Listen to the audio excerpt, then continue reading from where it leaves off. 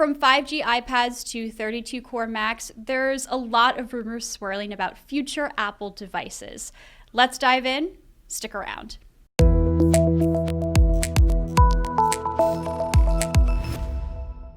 Hey everyone, welcome back to Today in Tech. I'm Juliet Beauchamp, and I'm here with Macworld senior writer Michael Simon, as well as Computer World executive editor Ken Mingus.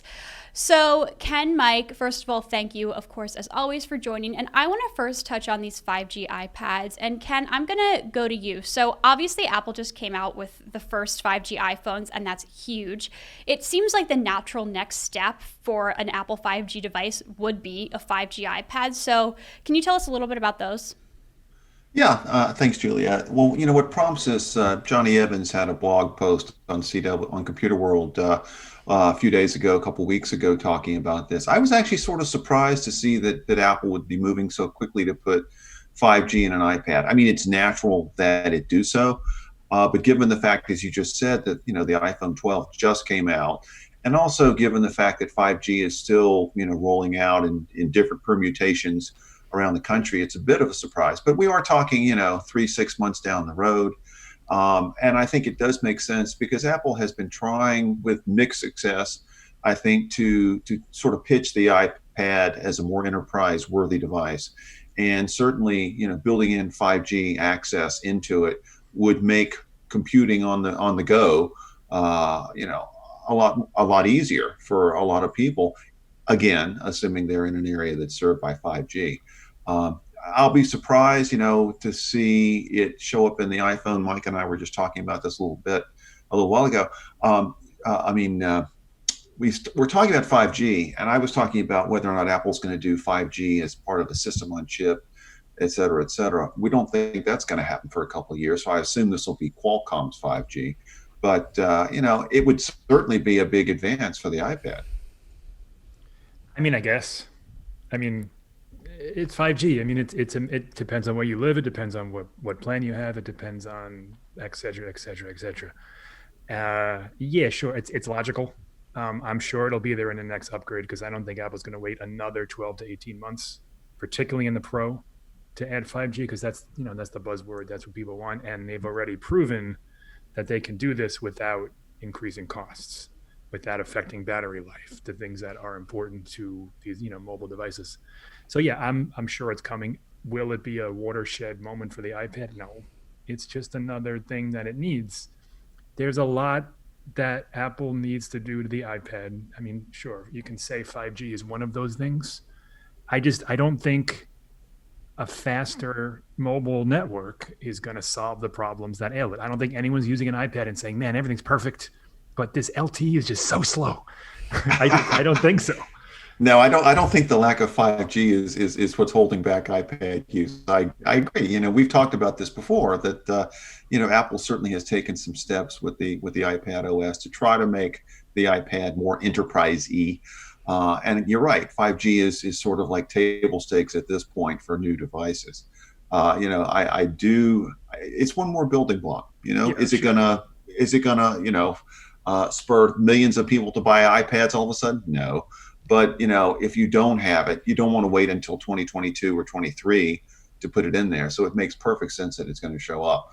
I tell you what, I'm waiting for, and Johnny Evans had also written about this with Computer World, is Apple's apparent push or move to build 5G into the system on chip that it's got. The whole M1 processor with 5G built in would open up a lot of doors for 5G to show up in a lot of Apple hardware.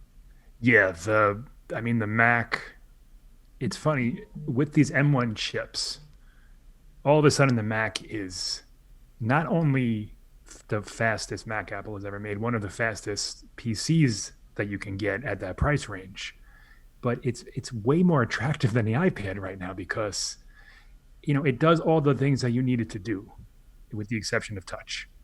But the iPad over the last, I guess, two generations has been going more towards the Mac end, with the Magic Keyboard and with the cursor. So Apple is realizing that, the iPad, I'm not going to say it's not ready because they sell, 12 million a quarter and there's tons of them out there and it's a fantastic device. what I don't think it's ready for, I don't think it's ready to replace that PC mindset, which is a keyboard, maybe a clamshell design that you can throw into a bag, opening up, your apps in a dock, in a drawer, and the things that we want to do on a Mac. Like basically, people want a Mac on their iPad, which is never going to really happen because they're different devices. With this M1 chip, and yeah, I agree. I think 5G I hope it comes. Apple's never made a laptop with a cellular connection, as far as I know. Certainly not recently. So, yeah, that would open up a whole new kind of era of the Mac, because it wouldn't be tied to either tethering through an iPhone or a Wi-Fi network. It could be that iPad-like device, and then that opens up the door towards maybe the Mac is the thing that the iPad becomes closer to, and the Mac gets touch, and then the iPad kind of gets phased out. I don't want touch on a Mac though. Please, no touch. Well, not in its current iteration, no. Okay. But I think down the line, you would have said 4 years ago, and I said it, I'm sure I wrote it somewhere if you could find it, the iPad doesn't need a keyboard. I certainly wrote it doesn't need a cursor. Maybe I said it did need a cursor. I don't know. Whatever the case may be, it's evolving. Yes. And I think the Mac will too. Now that Apple controls the whole system, and once we move past Intel completely and Rosetta's gone, and these things, the M1 becomes faster and faster and faster, the prices drop, new models come out, we're talking a couple of years at least. But I think the Mac, all of a sudden, call it a renaissance, call it a rebirth, but I think the Mac, where we thought at one point was going to gradually phase out, I'm not so sure. And I think that the ultimate 5G device for productivity, or what are you guys, that word enterprise, that's the word you use. Yes. I think it's going to be more the Mac with an iPhone than an iPad with an iPhone. Yeah, and it's interesting. This it's a good time to segue, because one of the things that's been talked a lot about are future M1 iterations with the current version has 8 cores. There've been talk about 32 cores, 64 cores. Did I even see something like a 128 core maybe for a Mac Pro? For graphics. Okay. Yeah. You're talking some serious computing power. And they have to do that to compete with their own Mac Pro, because those machines, those aren't for, normals. Like we wouldn't know what to do with the Mac Pro if somebody gave it to us. But the people who need that stuff, they demand that kind of power. They demand, we're talking about rendering farms and things like that need these insane teraflops of power that, the normal consumer has no idea what those speeds are even like. And so Apple's going to have to do that. And I wasn't surprised to read that report. 32 cores, that's more than what Apple sells now for like $20,000. Well, and as built into the M1, the M1 with 8 cores is already crazy fast. Ridiculous. And you're right. If you're someone, I'm thinking video editing, whatever, for whom time is money, that's a serious. I'm sure it'd be a very expensive investment, but the ROI would be amazing. Yeah, and you say 8 cores. The rumor, and I don't know how that is, these are high performance cores. So the 8 cores in the M1 are, they're mind blowing. And if you had, you multiply that by a factor of 4, I can't even comprehend. And then multiply that by a factor of 4 again. 16 so, times then you're taking the pressure off the system memory. It's unbelievable what Apple would be able to do if they can produce a chip at volume to put inside the Mac Pro. I'm sure they will be able to. It's just a matter of when. Well, and one of the points that Johnny made, I think this was in his piece today, he was talking about the move from I think 7 nanometers to 5 to eventually 3. When you can get chips that small, SoCs that small, then you're talking about different form factors, maybe Apple glasses, totally. Something like that. You could see whole new product lines evolve just because these things are so powerful. 2 cores maybe for your Apple glasses is all you need. Yeah. I don't know. It's like the watch. Like the watch has a fantastic chip, but it's not the iPhone chip. It's its own thing, because once you reach that level of fabrication where you can take an A14 chip and make it faster and slower at the same time. It's, as you said, the possibilities are just, somewhat endless. I don't know what I would do with a 128 core M5 You wouldn't do Mac anything Pro, with this. but I'd find some reason to get one so I could try it. Of course, it might cost $30,000. Well, that's the question. Will it? I Yeah, don't know. I don't know. Maybe it I don't won't. know. Maybe instead of a base of 6,000, it's a base of 3,000, which, that's a huge production if that's the case. Yeah. They're delivering the MacBook Air. It's still a grand, but look at how much faster it is. If you can cut down, like if you look at the Mac Pro and all those configurations, there's I don't know, 8 or 10 different steps of the chip that you can get. If you cut that down to like 3, 3,000, 8,000, 12,000 or something, all of a sudden it becomes way more affordable to outfit your entire operation with Mac Pros. Yeah. And you're also future-proofing yourself essentially. Yeah. Clearly, that's where Apple's going to wind up. While we're talking about expensive hardware, it's not really an enterprise play, but I have to ask what you think about the new Apple headphones. I think they're insane. For only $549 or something. We've heard about this rumor for a while. I expected $399, Which is still expensive. Which is still expensive. Yeah. When I saw the price, I literally was like, "What?" Unless these things have an M1 in them, I'm not interested. They don't, and I'm not interested. The first it doesn't even have a U1 chip. If you want to break down the specs, That's sad. That's for those who don't know, that's the ultra wideband chip that's in the watch and the iPhone that helps with spatial stuff and will eventually help with location once they release those Apple Techs. But so first of all, they're named wrong. AirPods Max imply a bigger version of the other one. So the AirPods Pro should be the AirPods Max, and the AirPods Max should be the AirPods Pro. But aside from that, I don't know what they're bringing to the table. I don't know what they're bringing to the table that justifies its price. Even if we're talking about super high fidelity audio, which they probably have. In fact, the early impressions are out. A couple of people got them, and they said, yeah, they sound good. They sound really good. Fine. So do Bose. So do Sony. So do AirPods. For a lot less. Yeah. My AirPods Pro are fine. So I have a Sonos Arc thing that I just bought in my living room. And, I can tell the difference between that and like a normal TV speakers. Most people could be able to. I don't think anybody would be able to put on a pair of $200, big headphones and then switch to Apple's $550 and say, wow, these are worth $350 more. 3 times more. It's the sound. How much better could it possibly be to justify $550? There are headphones like super high, ultra niche headphones that are like $3,000. But that's not what this is. These are consumer level headphones that Apple's not selling to sound engineers. They didn't do any of that. Like usually, all right. So take that Pro XDR display. That's $6,000. Yep. When they sold that, when they debuted that, it wasn't, hey, hook this up to your MacBook Air. No, it was, this is a $45,000 or $20,000 display, calibration, nano etching, all that stuff that they did to it. They were appealing to, photo photo people, photographers, high-end people.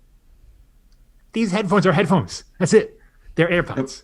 They're not, Apple didn't have, I don't know, Pharrell trot out there and say, oh, these are better than my $3,000. Maybe because headphones. There's nothing for Pharrell to say. I think that's true. I don't know what it is, but they're back ordered till March. So maybe I'm wrong. Well, they do come with a fetching carrying case. I did notice that. That case is almost like a Saturday Night Live sketch. I don't understand what that thing is. To me, it reminded me of the Queen's purse, but purse or a brassiere or whatever you want to call it. It's a weird thing, man. There won't be many of them under the holiday trees this year. Who's going to be carrying that around? It's just weird. Well, if you're ready to buy the overpriced headphones, then I guess you want the carrying case to show off. That at least it comes with it. At least Apple didn't charge extra. They could have done that. Yeah. I'm not surprised. I wouldn't have been surprised if it was like $100 on top of the $550. They are charging for the audio cable, That's $35 lightning to 3.5 millimeter. You can't. That doesn't come with it. Neither does a charging cable, a power adapter. Yeah, so you're looking at about 600 by the time Easy. you're out the door. Easy, yeah. Well, okay, and so they I don't know, support fast charging. You can charge. So them, I know, they charge at the same speed no matter what charger you use, 5 watt or 100 watt. I was just going to say I know what not to get you for Christmas this year, Mike. Hey, listen, if you want to buy me a pair, I'll take them. You've already turned me off. Sorry, you convinced me. They're not worth it. I mean, you can almost get an iPhone for that price. You can get like half of an iPad Air. It's just nuts. Yeah. It's nuts. But Apple has this weird blind spot when it comes to audio. They have nailed things in the past. The iPod, They've obviously, never gotten it right. Well, not never. I mean, the iPod was awesome. The obviously AirPods. I mean, in the last, say, 10 years. Yeah. I mean, iPod, AirPods notwithstanding. iPod Hi-Fi was a joke. That was $250, and it cradles your iPod, and it was this huge speaker, and it was your iPod fell out, and HomePod. Listen, the sound is very good. It's not $300 good or $350, whatever it was when it launched. HomePod Mini, I have issues with. There are just things that, Apple, for whatever reason, another great one is iTunes. I mean, obviously that was perfect. Like they know what they're doing when it comes to like the general audio thing, but when it comes to these specific products, I don't know if they spend so much time researching and engineering them that they just can't price them properly. But $550 is nuts. It's nuts. Yeah.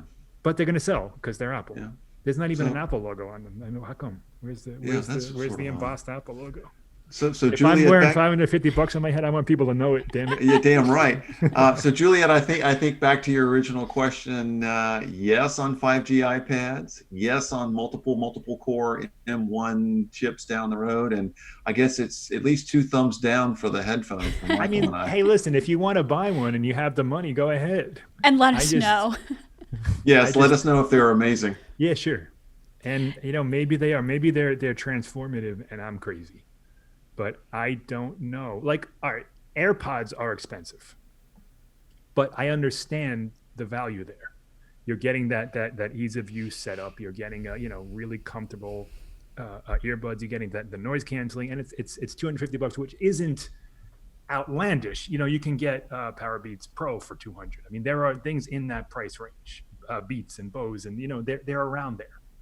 The Bose sell for $300. The Bose $700. The Bose headphone 700, whatever. I think something 700. The real good ones. The Sony I forgot the name, WX397 something. Those are also 300-ish, and they're awesome. Those are like the benchmark. That's why I figured $399 for AirPods. That's fine. A little bit of an Apple premium. You got aluminum. You got the ease of use. You got the AirPods thing. Fine. $550. I can't justify it. I can't. He's out. He's out. He's done. So it seems like, AirPods Max aside, there seems like, there's a lot of sort of future looking on Apple's part when it comes to 5G 32 core Max. And I don't know, maybe a theme for next week is Apple 2021 as we sort of close out the new year. But I think we'll leave it at that for now. Thank you both so much for calling in. I really appreciate it. Thanks. And Thanks. listen, Apple had a fantastic 2020. So let's not let AirPods sully that. True. But man, Totally the cherry, agreed. the cherry This they has put been on a top good of year this for is- Apple. Is Yeah. weird. Yeah. All right. Well, there you have it. Thank you all so much for watching this episode of Today in Tech. If you liked this video, be sure to give it a thumbs up and subscribe to our channel. Hit the bell icon in the corner so you're notified every single time we post a new video. And let us know in the comments below. Let us know what you think of a 5G iPad. Is it worth it to you? 32 core Max, same deal. And perhaps, the topic of the hottest debate this episode, AirPods Max. If for whatever reason you got them and you love them or you hate them, let us know in the comments below. Thanks again for watching, and we'll see you next time.